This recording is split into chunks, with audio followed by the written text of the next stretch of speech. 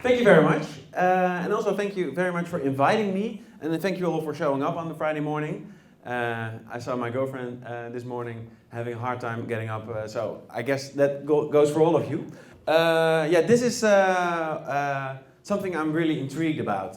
The difference between being employed, having a job somewhere and having a boss, and being self-employed, being independent, being a freelancer. I very much hope that you are also intrigued by this subject, because I'm going to talk about it quite a lot. But I'm also going to run through some projects that I'm involved in. And before I'm going to tell some more about this, I wanted to ask you all, who is a freelancer? Who is self-employed? Okay, so approximately half of you. And who of you would like to have a regular job, would like to have a job with a boss and for a company? Exactly. And so the other way around, who is who works for a company or okay, that's also half. And how many of you would like to be a freelancer or self-employed? Okay. Okay, so three quarters of you would like to be self-employed and half is already there. That's basically the sum of. Okay, good to know. Also, before I start, I would really love for you to ask questions in between. So just raise your hand and I'll get to you. There's one mic, right? Okay, yeah. Okay. Yeah. So let's go. I first started my working career for the city of Amsterdam. I worked for art and culture in the north side of Amsterdam. I worked at a placemaking project in the Easter Park. And I worked for the art factory department.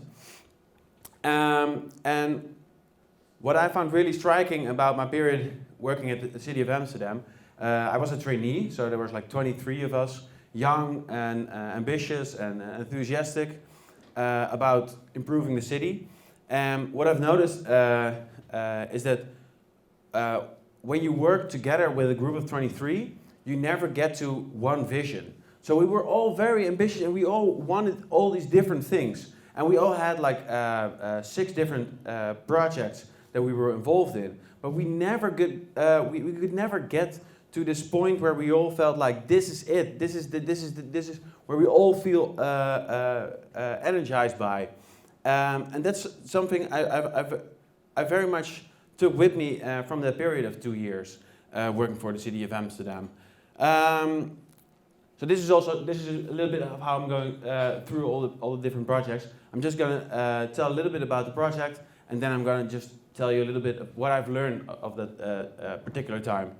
So after 2 years working for the city of Amsterdam, I went to Asia, to Bangkok, and I lived over there for half a year.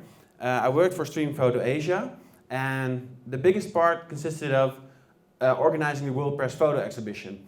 And that's quite a big event, and we used that to organize different other events as well. And we were with a group of 5 people, and for me that was a magical feeling where you have 5 people all from the Netherlands going to Bangkok for this project. So there was a really clear goal also there. Everybody was really involved and really energetic also, and the money was really shit. So that also shows with the people who do the project. Yeah, you don't do it for the money, basically. And what I've learned of that 6 months is that most of the things that you do when you work for a company or work for a boss, you tend to. It's hard to explain. like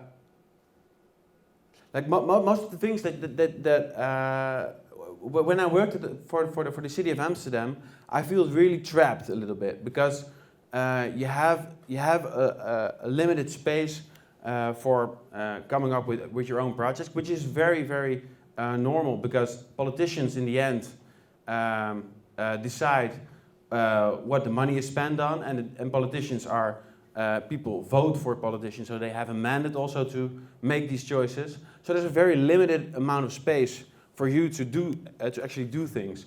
And for Stream Photo Asia, I noticed that there's a ton of space. You could do anything, and there were just problems that needed to be solved, and you could do whatever to actually solve these problems. So, for example, the exhibition was running from Saturday onwards for 2 months, and on Friday we still didn't have pillars we could use to put the photos on. And I noticed that there's like there's a railway track in Bangkok somewhere in the outskirts of the city, and there were all these different little carpenters trying to make all these different little things, and it's very classic where the train runs through all these little carpenter places, and they just use the rail track. So when you hear the train coming, everybody is taking their stuff and moving it outside of the rail track. And I was there not being able to talk Thai, and they were not able to talk English, but I had like a translator and stuff. And then the guys were there the next the same night, working until 4 o'clock at night, and it was so magic that you can just do something and just get people to the place where you wanted the work to be done. And it was for me a very liberating idea that you could just do stuff, and I didn't feel that way working for the city of Amsterdam. So when I got back from Bangkok to the Netherlands, I worked for a crowdfunding platform, translated it for your neighborhood. It's a civic participation platform, you could call it. And it's about crowdfunding and about crowdsourcing. So the idea is that you can, if you have a civic project, or if you want to improve your neighborhood park, or if you want to do something for your neighborhood, it can be anything, you can use the platform and try to get some enthusiastic people together and get some funding as well. And when I worked for your neighborhood, it was still a paper plan, so it wasn't reality. So I was there when it was turned into a reality, and that was a very interesting time also, because it wasn't done in this way yet. And two of the things that I've learned from this period was that you shouldn't brag too much about your skills when you're applying for the job. Because I said that that I actually knew stuff from financing and stuff. That wasn't true at all. And I was at a certain point where I felt so stressed out that I just confessed, okay, I don't know anything about finance. Please help out. And so that was okay then, but it was a pretty stressful period beforehand. And also, this was for an organization called Kennisland. And that's where I really found out it's so fucking cool to work with nice people. It doesn't really, like, if I had the choice, I would easily choose a bad job with nice people over a nice job with bad people. It's and working for Kennisland and the enthusiastic people, the energy, the vibe was so cool that I really regretted to quit this job. But the reason was really cool. There was beside the jobs that I had, I also worked on my own projects, and one of my own projects was called Consulta Art Station or something. And the idea was to transform this sort of sitting area in the central station in Amsterdam, to transform it into a gallery, and a gallery that runs a whole year. And every month you have a curator, a famous curator, who decides whose work is going on display. and the work is always from an upcoming artist from Amsterdam. And the loving words from the curator towards the upcoming artist, that is also captured by this artwork and also by the website. And so it's very easy to get to know these upcoming artists in Amsterdam, because all these famous people that a lot of people also know are actually opening up the door and saying, step in and dive into the pool of talent in Amsterdam and see how much beautiful things are made here in the city. And it's also an online auction, so every month the work is being sold. Yeah, so that was the project, and we won a prize with the project. Quite a big number for me at the time, and so I felt like this is it. This is the moment for me. I have to really go out and start my own company, and that's what I did. I started We the City, a company with the goal to show the city as a shared canvas that can be colored by us all together. And yeah, a lot of projects will tell you a little bit more about how that relates to to the goal, how the projects relate to the goal. So the first project that I was involved in was Art Station, and that was the first thing also that taught me a lot, but not in a good way. So we got 75K. We won that prize, and it was immediately turned down to 25. So we had to find funding from different places, and it took a shitload of time. And we were very dependent on all these different players, stakeholders. And one of them was NS ProRail. Never work with NS ProRail. I hate them. They committed and they said, okay, yeah, everything is okay. And then and they said, yeah, go and find some more financial some more financial backers for the project. And at a certain point, we were there. We had all the financing almost there, and then they said like, oh no, sorry, we can't do it. So we were so fed up with it. And this is a period of 2 years. And we were so fed up with everything, and we felt like, okay, we're not going to do it anymore. We're not going to search for another place anymore, because yeah, the project team was already like going from 4 to 3, and yeah, some other players were also not involved that much anymore. So this was really also a lesson learned. But the good part is, this project also made me go and start my own company. So that's a really good part. And another thing, I also went and worked at the Keuvel. And the Keuvel at the time was nothing. It was like, it was an idea, and it was like, okay, we're going to transform these really old houseboats into sustainable work environments or workplaces. But there was a shitload of work still to be done. So this is me working on the boat. This was the boat at a certain point. And with every click comes around 2 months. So it took me like 8 months or something, together with all the people from the who I ended up with in the boat, and also some friends who gave me a little bit of their time to make it the way it is now. It was a really interesting and really cool time to work on this project. However, the 0 stands for all the projects I got done in the meantime. So it was really, it was also really a time where I thought, okay, I really have to focus also on my own projects now. So, and the first project I got going was Benches Collective. The biggest open-air cafe in the world, consisting of the benches that people put outside of their homes. And very much with the goal to make it really easy to get to know your neighbors. So every first Sunday of the month, from May to October, everybody in the world has the opportunity to open up their bench and decide for themselves what they have on offer. So there can be food and drinks, but it could also be a salsa course or a giant marble competition or whatever. It can be anything. And there were like the first season was last year, and this year we had the second season.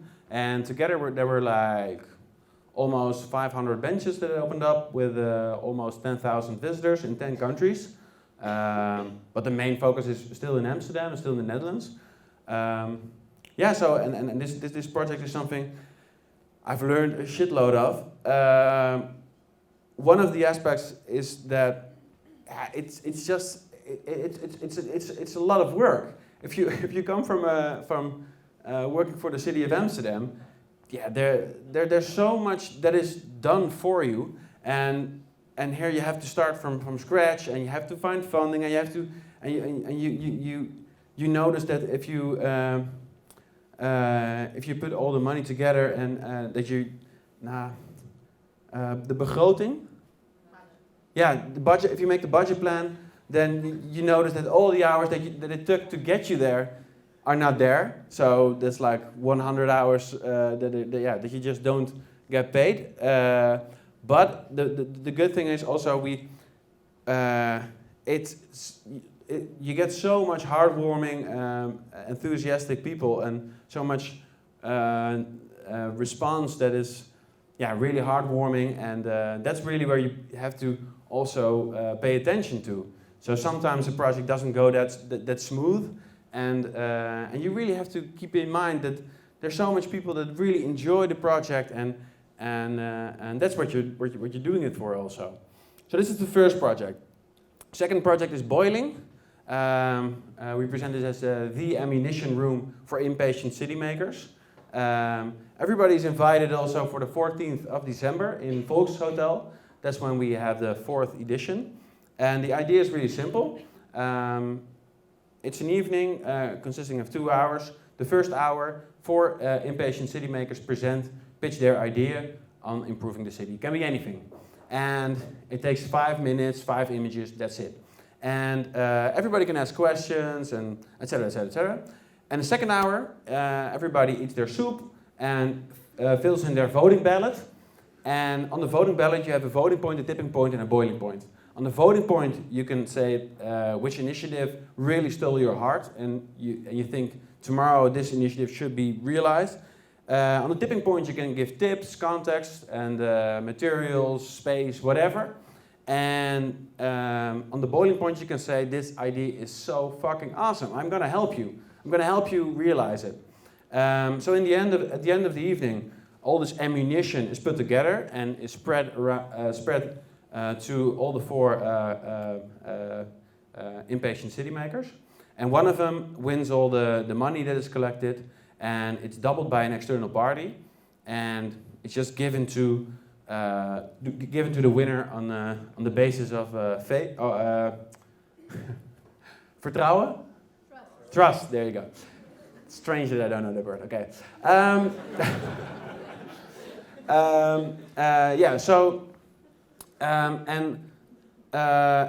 The winner doesn't have to make a budget plan, doesn't have to make a project plan. Just do it. It's based on with the least amount of effort, the biggest amount of project, basically. And what this taught me was that you really should cherish your own frustrations, because the whole idea is based on my own frustration with getting funding for your project, which always takes like 4, 5, 6 months, and then you only have and you need to have like different parties that co-finance the project. So it's a very you're really relying on all these different parties, and you don't feel that you have a lot of influence. And I really like to just try out things and with a small budget, and then make it bigger if all goes well. And this is also what I'm trying to do here, making it possible for people to try out new things, and in this case, improving the city, and doing it together with all these other people, and making that really easy, without any effort, basically. So that's why I set up boiling, and that's also yeah, the reason why it works. That's also one lesson. You also learn that people like to give. People like to give tips or contacts and share contacts. Yeah, I think like a lot of you are also expats. What I noticed when I'm in, for example, the US or England or a lot of other countries as well, that idea is very grounded. But here in the Netherlands, that tendency is not so clear. So here we have kind of, we don't have that much natural feel of helping each other, I guess. So, but here in Boiling, it all goes well. So the third project is an urban campsite. I'm not the initiator of this project, it's Roderick. Roderick comes from a small village in Drenthe. And he's living in Amsterdam for years and years now. But he really missed the sort of coziness of a little village and also being close to nature. So that's what, those two reasons led him to organize a campsite in an urban park. And it started in the Easter Park, and then it turned into 3 different parks, and this summer it was 7 different parks, and the idea is that it grows and grows and grows. And one of the magical things about the urban campsite for me was in the beginning that the park itself was a canvas and you can just do whatever. So I organized high tea on 2 different electrical platforms, and you could go up 12 meters and go down and go up and go down with your 2 or 3 course high tea. And I also organized like a camping spa with saunas and hot tubs and bamboo and stuff. But in the middle of the park, so you had like people running around naked in the middle of the park. That was really cool. But when I got there, the magic is really that you get to know all these different people that you share the city with, and really not the same people, because we are all here gathered as like-minded people, you could say. But here it's like everyone, and it has everything to do with the way that people get there. 1/3 of the people is volunteer, 1/3 is a paying camper, and 1/3 is has a stadspas. So it basically means that they have a very minimal income, and most of them don't go on vacation or don't have the opportunity to go on vacation. And that mix of people is really, really magic. So I would recommend you all to go to the buurtcamping, which is a Dutch translation, next year in the summer. It's bound to happen somewhere in the park near you. So I'm gonna skip this one. This is so the Knowledge Mile runs from Amstel Station to Newmarkt and consists mostly of the Weesperstraat and the Wieboudstraat. And the ambition is to make it the smartest street in the Netherlands. And it's called the Knowledge Mile because there are like 46,000 students located on that area. And there's also a lot of companies that are involved in the Knowledge Mile. So, for example, Zoku, Volkshotel, NS, the KLM, a lot of companies also.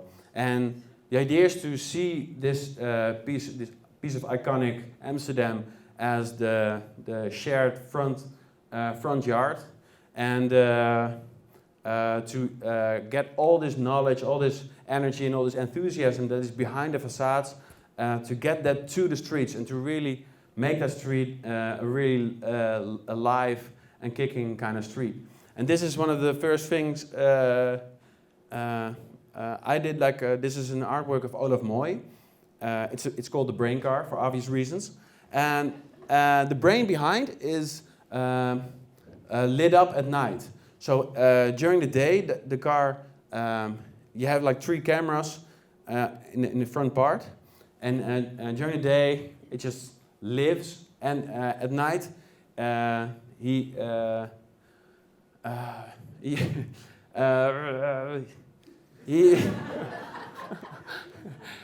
dreams all of his the things that he has saw that day. It's all lit up and in the brain for like 2 or 3 hours. So it's all being worked on in the dreams or something. Yeah, okay. But it's going to be part of the sort of branding of the Knowledge Mile. So yeah, I'm also going to skip this one because I want to go to the things that I find really interesting also, like going from working for the city of Amsterdam or working for a company to being a freelancer. This one is it really changes, and I didn't expect it to change that much. So my relation to co-workers back at the time working for the city of Amsterdam, it felt all really equal. You were among equals, and you didn't give a shit about how much. I speak for myself now, but how much everybody got paid, and you all had the same sort of Friday night drinks, and you all had the same boss, and you all the same, like in these small departments. But and it completely changed when I got a when I turned into a freelancer. Where one of the first projects I was really enthusiastic, and I got some people together, and then we started with the project, and then I thought, like, fuck this, we can't do it with so many people because there's only limited amount of money and a limited amount of resources, so we can't do it this way. And then you immediately have to start the hard talk, you know, and try to manage it. Like, okay, now and that for me felt really hard, and this didn't change that much. Also, when you don't have, like, when you're for years and years in the same company, you really have this bond, and you don't have to do anything for having this sort of closeness. And for the projects I'm involved in, you constantly have to create a new group and create this new vibe, and it's all only temporary. So you have to start again with the next project, or when the project is only bound for like 2 months or something, for a 2-month period. You also have to do it for the next year with a bigger group, and this is really, this for me, it felt really hard also it's a hard thing for me as a freelancer, to be honest. Another thing is that as a freelancer you have another type of freedom. People always tell, and for you as well, like a lot of people want to be a freelancer, but to be honest, I don't see it as the best option. I really like. Okay, now let's first start with this. So another type of freedom. The idea is that that you can do whatever, etc., etc. But to be honest, when I worked for the city of Amsterdam, it was really easy for me to quit my job. Whereas now, I really have a hard time quitting projects, and I don't feel that I can easily just go away. I can't go for half a year to Bangkok now, where when I worked for the city of Amsterdam, it was no problem. And so it also comes with a lack of freedom, and also you have to do all this shitty work next to being a freelancer, and that is also very different to working for the city of Amsterdam, where you can just, my free time feels really as free time, and I was away for the weekend loads of times, whereas now I'm working in a lot of weekends, and so it's another type of freedom, and I also didn't realize it that much. And this is also something that I find really fucked up working as a freelancer, but you got money on your mind, and it constantly flows to these projects, and where if you have a bit more money and you have a bit more freedom, you can also treat all the people that you work with much better, and you don't ask too much of them, and money is a really important factor now, and it was absolutely not the case when I worked for the city of Amsterdam, where it wasn't an issue at all. Like, so that's also something that was really changing. And this is also, like, as a freelancer, there's constant goal searching. I'm working at the Keuvel, and at the Keuvel, most of the people want to improve the world a little bit, and start small, etc., etc. But the goal searching part is something that we all have in common. At least I feel it's that way. Like, everybody is constantly talking about, changing directions or changing companies, or coming up with a new company, and this is really intense and really also, in some ways it's really nice, but it's also a little bit stressy, where there are hardly any people that just say, yeah, I'm okay. This is what I'm going to do for the next 5 to 10 years or something. It's most of the time they're always thinking about next steps, and it feels a little bit like you're not living the now, but just coming up with a new future path constantly. So that's something I also don't really like about being a freelancer. And this is something I also feel that not that much people realize. Like much of the benefits and much of the good part of being employed, having a boss, etc., is that you have great benefits. And these benefits didn't come out of thin air. They were built on all these workers that did demonstrations and protests, and that's something beautiful. And that's also a big difference between Europe and US, where in Europe this tendency continued and made my life really good working for the city of Amsterdam. And nowadays you see that freelancers look at the situation with a sort of